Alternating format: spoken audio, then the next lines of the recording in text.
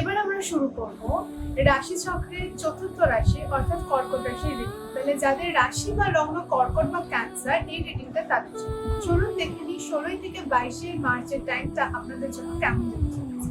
এখানে আমরা 4টে কার্ড দেবো, যেটা আপনাদের ক্যারিয়ার, ফাইন্যান্স, আপনাদের হেলথ এবং আপনাদের লাভ লাইফকে দেখাবে।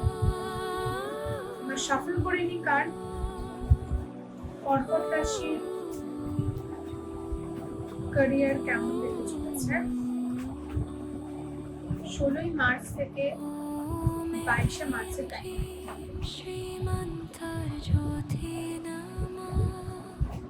ওকে, ক্যারিয়ারের কার্ড আমরা পেয়ে গেছি, ফাইন্যান্সের কার্ড আমরা দেখব। কর্কট রাশির 16। ওকে, ফাইন্যান্সের জন্য আমরা এখানে দুখানা কার্ড পেয়ে গেছি, আমরা লিখে দেব। আমরা এবার দেখবো কর্কট রাশির হেলথ কেমন যেতে চলেছে 16। ওকে, বলতে না বলতে কর্কট রাশির এনার্জি ভীষণ অ্যাক্টিভ। এবার আমরা দেখবো কর্কট রাশির লাভ লাইফ কেমন যেতে চলেছে 16 মার্চ থেকে 22 মার্চের টাইম লাইন থেকে কর্কট রাশির লাভ লাইফ। চলো এই কার্ডটা আমরা নিয়ে নিলাম। কর্কট রাশির বটম অফ দ্য ডেকে এসছে দ্য টাওয়ার কার্ড। পরে এক্সপ্লেন করবো আমরা, আগে আমরা দেখে নিই আমাদের গাইডেন্সের কার্ড কি এসছে। কর্কট রাশির জন্য ভগবান আপনি গাইডেন্স কি দেবেন কর্কট রাশির জন্য 16 মার্চ থেকে 22 মার্চের টাইম লাইনটার গাইডেন্স কি আছে ভগবান। 16 মার্চ থেকে 22 মার্চের টাইম লাইনে কর্কট রাশির জন্য গাইডেন্স কি আছে।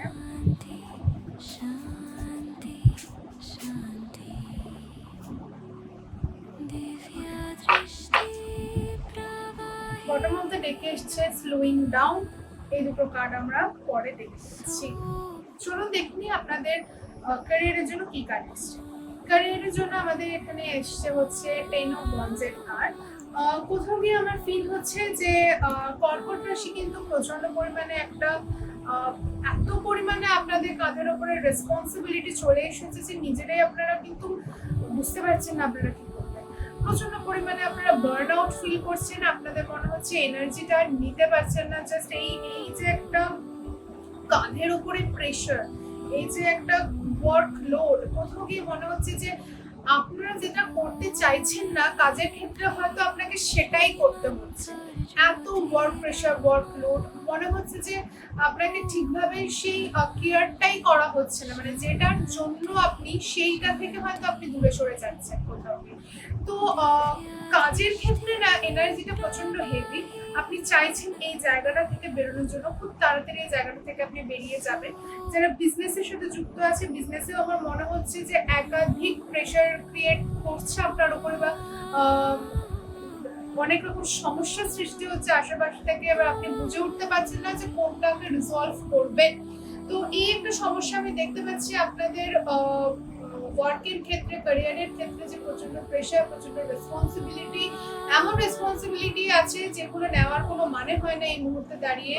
তো আপনাকে এখানে দেখতে হবে যে এই 10খানা রেসপন্সিবিলিটি নেওয়ার থেকে কোনটা এই মুহূর্তে আপনার জন্য প্রয়োজন। ঠিক আছে? তো হ্যাঁ, এই সিচুয়েশনটা থেকে কিন্তু আপনি তাড়াতাড়ি বেরিয়ে যাবেন। এই যে একটা ভার, এই ভারটা থেকে কিন্তু খুব তাড়াতাড়ি আপনি বেরোতে সক্ষম হবেন। চলুন দেখিনি আপনার জন্য ফাইন্যান্সে কি এসছে। ফাইন্যান্সে আপনাদের জন্য এসছে হচ্ছে 4 of cups and 6 of cups.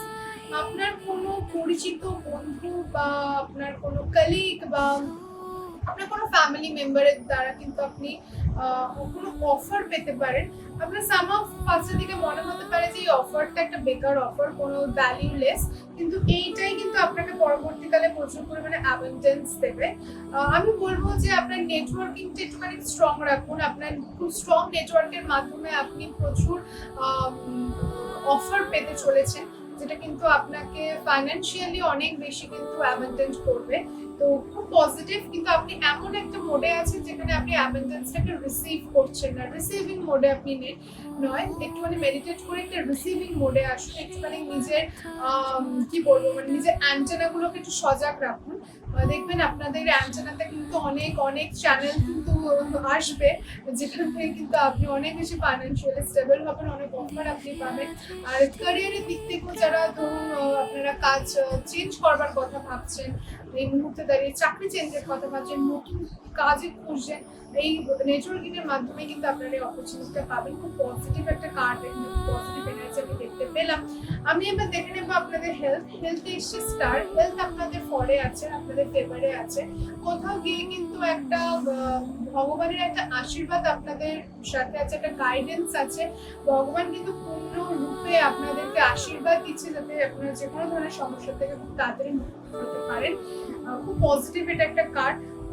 Health নিয়ে খুব একটা সমস্যা নেই, খুব তাড়াতাড়ি কিন্তু আপনাদের কোনো ম্যানিফেস্টেশন পূর্ণ হতে চলেছে, মনের আশা পূর্ণ হবে, যেটা এই মুহূর্তে চাইছি সেটা আপনার পূর্ণ হবে।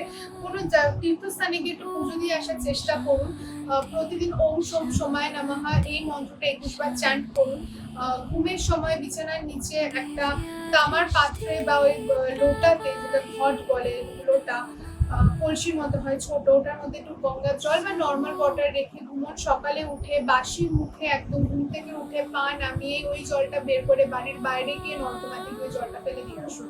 এটা একটু টানা 1 সপ্তাহ করুন, দেখবেন আপনার মনের কামনা খুব তাড়াতাড়ি পূর্ণ হতে চলেছে। এবার দেখে নিই আপনাদের লাভ লাইফ। লাভ লাইফে এসছে হুইল অফ ফরচুন। এগেন দেখুন এটা একটা নেটওয়ার্কিং, লাভ লাইফটাও কিন্তু কাইন্ড অফ একটা নেটওয়ার্কিং এর জায়গা আমার মনে হয়।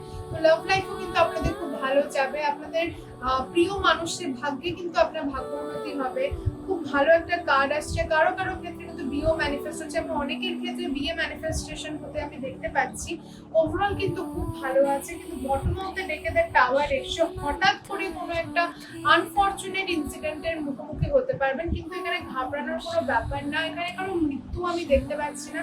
শুধু একটা জিনিসই বলবো, এই কোনো আনফরচুনেট জিনিসটাও কিন্তু হবে ভগবানের একটা পরীক্ষা, যে আপনি ভগবানেরকে কতটা কতটা ফেথফুল আপনি ভগবানের প্রতি, এটার জন্য এই জায়গাটা থেকে ইজিলি বেরিয়ে যাবেন, কারণ ভগবান আপনার সাথে আছে, সবসময় মাথায় রাখবেন।